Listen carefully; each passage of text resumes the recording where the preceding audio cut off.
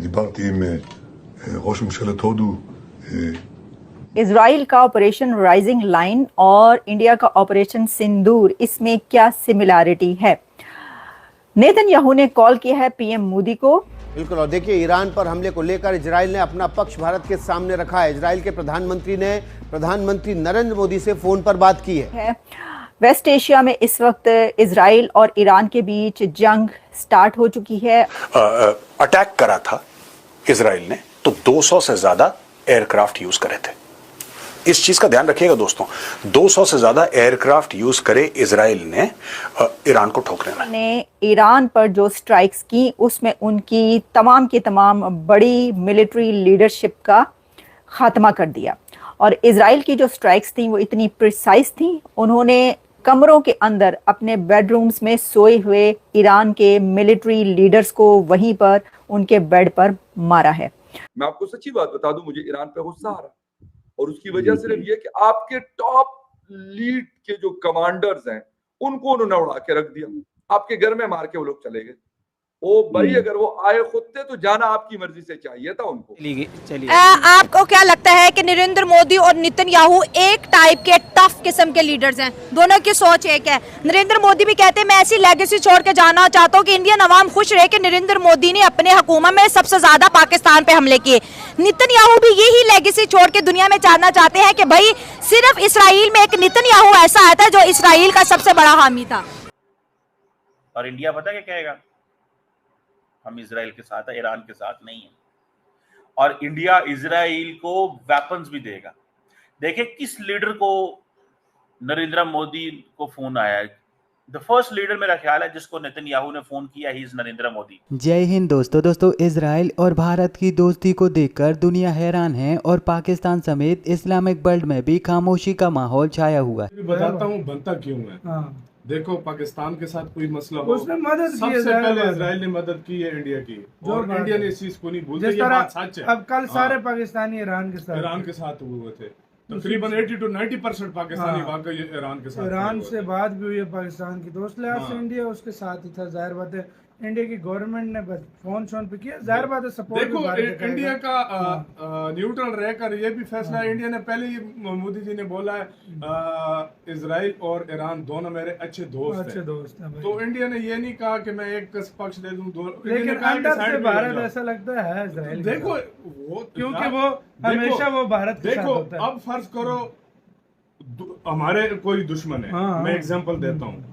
एक बंदा है जो हमेशा हमारा साथ देता है, कल को उसके साथ उसकी लड़ाई हो जाती है, तुम किसका साथ दोगे? जाहिर बात है जो मेरा साथ देता है। अब दरअसल यह तो आप लोग जानते ही हो कि ईरान ने इजराइल पर 200 से ज्यादा बैलिस्टिक मिसाइल और कई सारी ड्रोन से हमला कर दिया है। और बिल्कुल इसी समय इजरायली प्रधानमंत्री बेंजामिन नेतन्याहू का प्रधानमंत्री मोदी को फोन आया और दोनों नेताओं ने क्षेत्र में शांति स्थापित करने को लेकर वार्तालाप की। प्रधानमंत्री मोदी ने खुद ने ट्विटर पर ट्वीट करके बताया कि इजराइल के प्रधानमंत्री बेंजामिन नेतन्याहू का उनको फोन आया था और उन्होंने मुझे बदलती हुई हालात की जानकारी दी और मैंने भारत की चिंताओं को उनके साथ साझा किया तथा क्षेत्र में शांति और स्थिरता की जल्द बहाली की आवश्यकता पर जोर दिया। इस फोन कॉल के समाप्त हो जाने के बाद प्रधानमंत्री नेतन्याहू ने अपनी मीडिया और अपने देश के लोगों को संबोधित करते हुए अलग अलग देशों के प्रमुख नेताओं को धन्यवाद कहा और जिनमें सबसे पहले उन्होंने प्रधानमंत्री मोदी को धन्यवाद कहा। हम आपको बता दें कि इजराइल और ईरान के बीच में एक बहुत ही बड़े युद्ध की शुरुआत हो चुकी है, जिसमें इजराइल ने ईरान पर अटैक करके ईरान की कई सारी न्यूक्लियर साइट को तबाह कर दिया है और इसका बदला लेते हुए ईरान ने भी इजराइल पर 200 से ज्यादा मिसाइल और कई सारी ड्रोन से आक्रमण कर दिया है। और अब यह न्यूज निकल कर आ रही है कि इस सब का बदला लेने के लिए इजराइल ने भी ईरान के कई सारी एयरबेस पर आक्रमण कर दिया है। कह रहे थे एक दो के अलावा के जिससे बड़ा हमला समझा जाता है, लेकिन इस बार क्योंकि ईरान की बड़ी लीडरशिप, मिलिट्री लीडरशिप का खात्मा हो चुका है,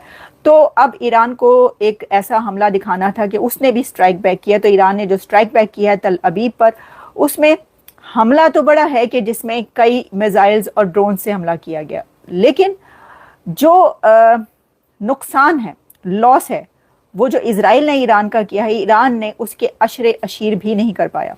क्योंकि अभी तक की जो रिपोर्ट्स पता चल रही हैं उसमें इजराइल की तरफ से ये कहा गया है कि ईरान ने रेड लाइन क्रॉस की है क्योंकि पॉपुलेटेड एरियाज को निशाना बनाया है।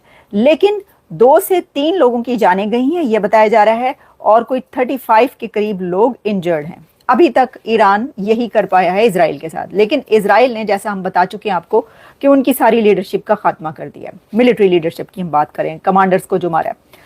अब हम बढ़ते हैं इस पहलू की तरफ कि क्या इजराइल का ये हमला, यानी जिसको ऑपरेशन राइजिंग लाइन का नाम दिया गया, ऑपरेशन सिंदूर, यानी इंडिया के उस ऑपरेशन से सिमिलर है, मिलता जुलता है, जो कि इंडिया ने पाकिस्तान पर हमला किया था।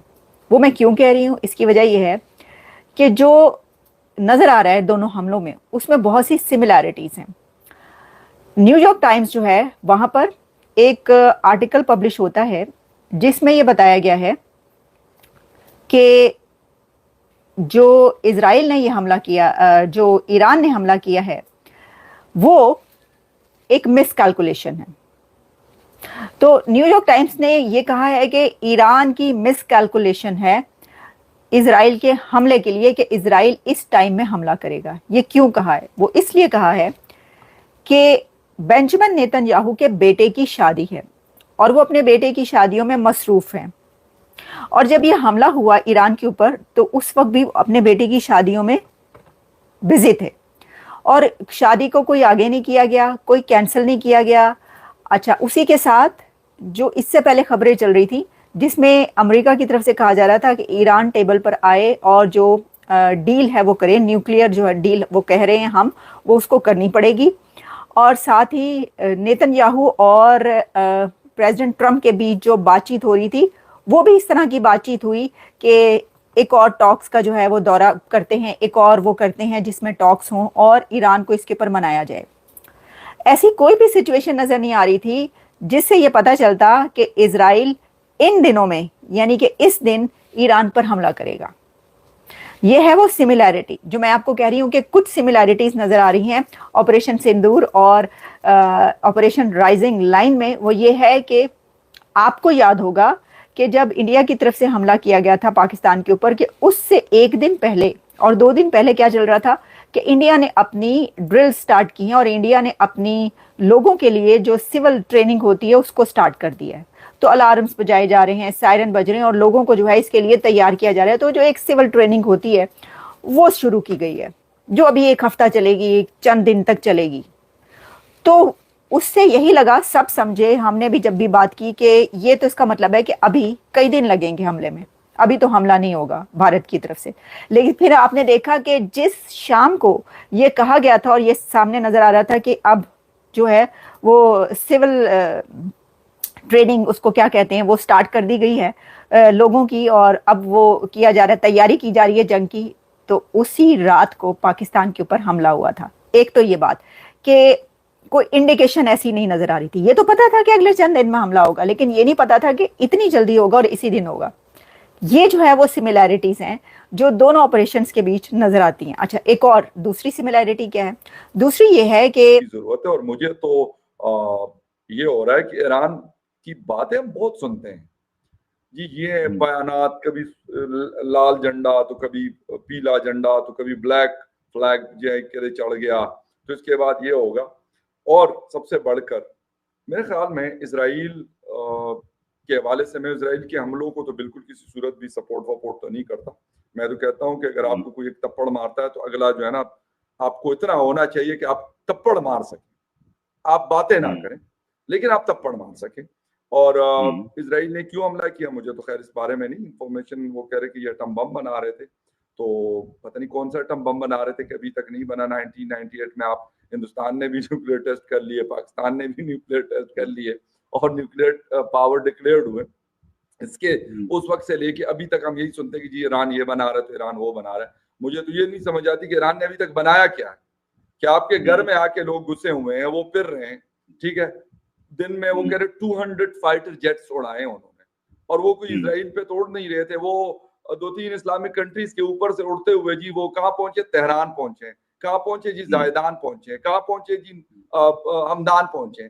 तो अगर आप उसको रिटेलिएट नहीं कर सकते ना, फिर छोड़ दें, फिर जिसे कहते हैं ना कि वो कर दें, मतलब जिसे कहते हैं कि उनकी बात मान के फिर मुआहिदा कोई कर ले, जो ट्रम्प कह रहा है, डोनाल्ड ट्रम्प जो कह रहा है। बात सारी ये है कि इतने अरसे में इजराइल हर जुम्मे के खुतबे पे ये बैठकर मेंबरों पे ये ऐसी ऐसी बातें कर रहे होते हैं कि जैसे पता नहीं क्या इन्होंने आसमान सर पे उठाया हुआ है। मैं आपको सच्ची बात बता दूं, मुझे ईरान पे गुस्सा आ रहा है, और उसकी वजह सिर्फ ये कि आपके टॉप लीड के जो कमांडर्स हैं उनको उन्होंने उड़ा के रख दिया, आपके घर में मार के वो लोग चले गए।